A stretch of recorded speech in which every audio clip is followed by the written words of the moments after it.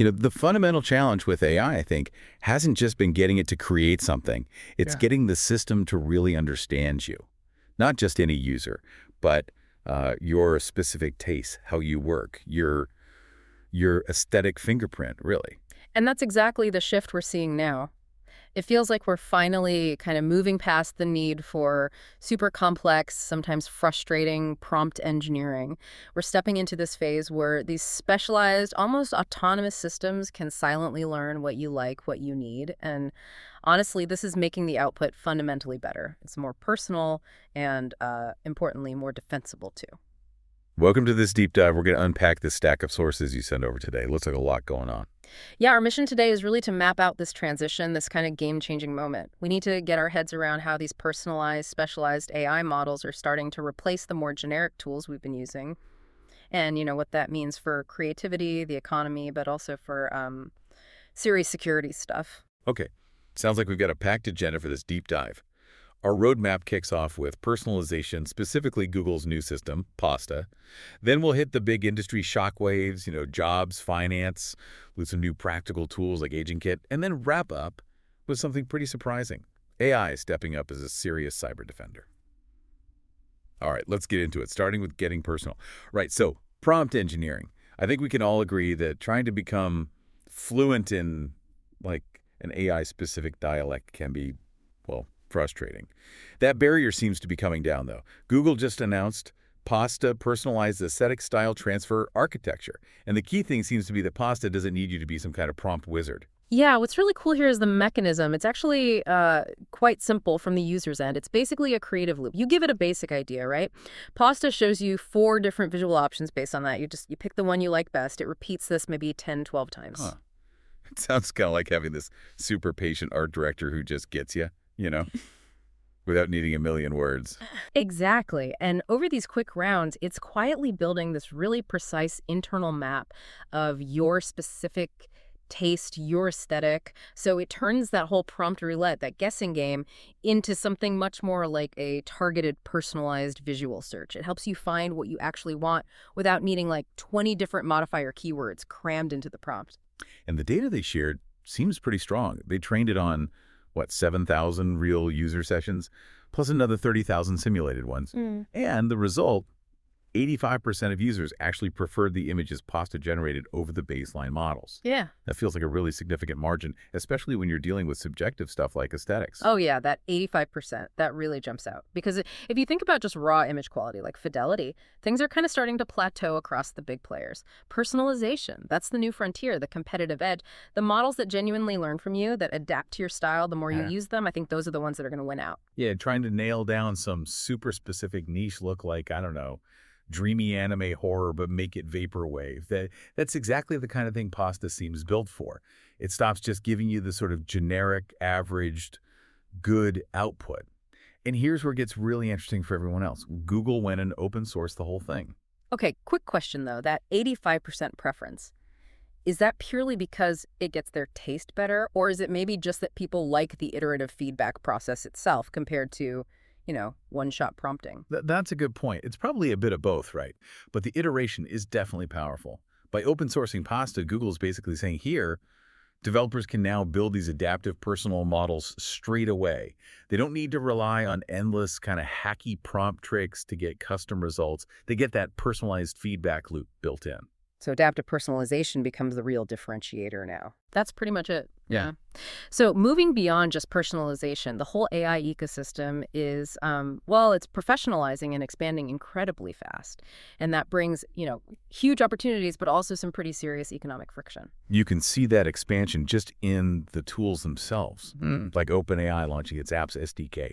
That basically turns ChatGPT into a full-on app store, doesn't it? Yeah. You're not just asking questions anymore. You can build or chat directly with apps like Canva or Spotify inside ChatGPT. That's a huge shift in utility. Turns a chatbot into, almost an operating system. Right. And that kind of massive utility boost, it sends shockwaves through the economy. There's a recent Senate Democratic report projecting a pretty stark number. AI could potentially wipe out up to 100 million U.S. jobs in the next decade. And that's across the board roles like nurses, admin staff, truck drivers. It's a heavy number to think about. That jobs report really makes you pause and think about, adaptation, new skills beat. I have to admit, even on the technical side, just trying to keep pace with all these new interfaces and ways to integrate things, I still wrestle with prompt drift myself sometimes when I try to get these systems working in my own workflows. It's tricky. Oh, yeah, it's definitely understandable. Prompt drift, just for listeners, is basically when the AI kind of forgets the initial instructions or context over a long interaction, so the results start getting, well, less useful, off topic. It's a genuine challenge for using agents over longer tasks. Right, so it's this dual threat, isn't it? Economic disruption on one hand, and this rapid technical change that's hard to keep up with on the other. Hmm. And on the security side, it looks like Google is acknowledging the risks that come with these more autonomous systems. They just launched a new AI bug bounty program. Mm-hmm. They're offering up to, what, $30,000 for finding exploits where the AI takes rogue actions. That really underscores the inherent risk when systems start doing complex things on their own initiative. And we can't really talk about risks without touching on the ethical side, especially with deepfakes and AI recreations. Zelda Williams' recent comments about AI versions of her late father, calling them gross hot dogs of real people's lives, that hits hard. It just shows the very real emotional cost of misuse, which seems to be accelerating right alongside the capabilities. Yeah, and if you connect that acceleration to the global money picture, check this out, this detail from the Caribbean. Anguilla, tiny island nation, apparently funded nearly half its entire state budget just selling .ai domain names. Wow. It just shows the sheer financial weight the world is attaching to anything .ai right now, even in kind of unexpected ways. And just rattling off a few other industry markers real quick. Hmm. Radical Ventures pulling in $650 million for early-stage AI. Sam Altman confirming ChatGPT is hitting 800 million weekly active users. That's huge scale. Mm-hmm. And OpenAI doing an acqui-hire of Roy, clearly grabbing specialized talent. So thinking about all the money, the job worries, the deep fakes, what do you see as the biggest underlying risk factor that connects all these headlines? I think it's the accelerating pace of these dual-use capabilities. The same tech that offers amazing utility also inherently brings these ethical and economic disruption risks, and it's all happening faster and faster. Yeah. Mid-roll sponsor, replaceholder. Okay, let's shift focus now to the actual tools people are building to create these more specialized systems we've been talking about. OpenAI finally released AgentKit. It's being described as a, quote, full stack for developers. Yeah, this looks like a really big step towards making agent development more, well, professional and standardized. Think of AgentKit as kind of like combining the ease of use of Canva with the automation power of Zapier, but specifically for AI agents. So it helps you build, deploy, and test these autonomous AI workflows much more quickly. And crucially, it provides standard ways for agents to talk to each other, APIs, and safety rules, making them more interoperable and hopefully safer. Right, it's like standardizing the building blocks, like Lego blocks for data and instructions, maybe. Makes it easier to put complex things together reliably. Seems like it would lower the barrier quite a bit. Definitely. And predictably, we're already seeing strong open source alternatives popping up. There's one called Quests, for instance. It's free, open source, pairs with DeepSeek, and it positions itself as a direct community-driven rival to paid platforms like Bolt. So that democratization of creating agents, it's happening right now. Okay, so we're getting better tools to build these things and makes them do more. But then there's the question of quality, right? Yeah. Especially with text. Your sources mentioned a guide on AI writing mistakes outlining like 15 common pitfalls. And the core idea there is really important. How do you use AI to handle the volume, the scale, without losing your own voice? How do you keep it authentic and avoid that robotic sound? Yeah, because we've all seen it, right? AI-assisted text, that just sounds completely generic. It's stilted. It's a fast way to make your writing feel predictable and bland. So why is keeping that human voice still such a big hurdle, even with these really advanced models we have now? Well, I think it's because AI often defaults to the most statistically common phrasing, the sort of average way of saying things. You need specific, kind of targeted techniques to nudge it towards authenticity and steer it away from just spitting out predictable machine-like language. All right, this next part is where things get really interesting, I think. We're moving beyond just aesthetic personalization into some seriously hardcore specialization. Anthropic is now focusing its latest model, Claude Sonnet 4.5, on mission-critical cybersecurity defense. Okay, because for years, the general consensus about AI and complex cybersecurity was basically, not very good. We knew it could flag obvious stuff maybe, but it wasn't seen as a truly strategic defender, right? Couldn't handle nuance. Exactly. But the shift seems pretty dramatic now. Sonnet 4.5 has been trained specifically on deep security skills. We're talking millions of simulated real-world attacks. And they've got validation showing Claude can actually beat human teams in cybersecurity competitions now. Most impressively, they got it to successfully recreate the 2017 Equifax breach in a test environment. And wow, recreating the Equifax breach, that's huge. That means these systems can actually probe and test all that legacy infrastructure that so much still relies on. They can find those deep systemic weaknesses that maybe humans missed Huh? or couldn't see at scale. Whoa! Just imagine scaling that kind of defensive capability, like checking a billion potential vulnerabilities almost instantly. That's Right. serious protection. A massive intelligent firewall. Beat. That really is a moment of wonder, actually. Absolutely. And this isn't just internal testing. Top security firms are actively validating this expertise. But, and there's always a but, Anthropic's own safeguards team also caught people trying to use Claude for cybercrime, which just proves, yet again, this technology is a perfect dual-use sword.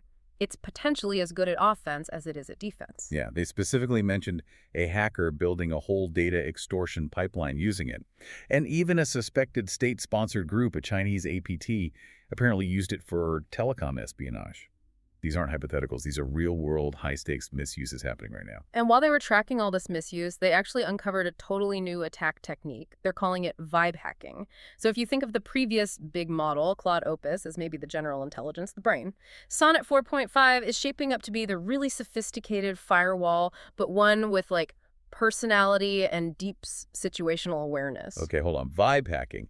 What exactly is that, and why is it considered such a significant new threat? So vibe hacking, as they describe it, is this new manipulation tactic where the AI uses really subtle language cues, emotional context, and that personalized tone we talked about earlier to carry out highly effective social engineering attacks. It's essentially attacking the user's emotional state, their vibe, not just going after technical vulnerabilities like logins. It's deep manipulation. Hashtag tag outro. So if we try to pull back and see the big picture from all these different threads, the central theme that just keeps emerging is specialization, isn't it? We're definitely seeing AI shift away from being just a general purpose tool towards becoming, on one hand, these highly personalized aesthetic partners like Pasta, and on the other, these intensely specialized, highly capable cyber defenders like Claude 4.5. Yeah, and the whole ecosystem around it is professionalizing so fast. We're getting proper agent stacks, app stores, all of which demand new kinds of skills from us, the users, more adaptive skills. We're definitely past the era of just typing a simple prompt and hoping for the best. It really feels like a critical turning point for anyone working in this space or even just using these tools regularly. And that kind of leads us to our final thought for you, the listener, to maybe chew on. This knowledge gap. It seems like it's widening, maybe faster than ever. The gap between people who are mastering these new personalized tools, these specialized adaptive systems, and those who are still relying on the older, more rigid, one-size-fits-all approach to prompting. It really feels like the future is going to demand that adaptive skill, that specialization in how we interact with AI. So maybe take a moment to consider your own workflows. Where could you start adopting more personalized or specialized AI models right now, both to make sure your own output stays authentic and that your operations, your data are secure? This is a really fascinating deep dive. Lots to think about. Thanks for bringing all these sources together for us. Outio Music.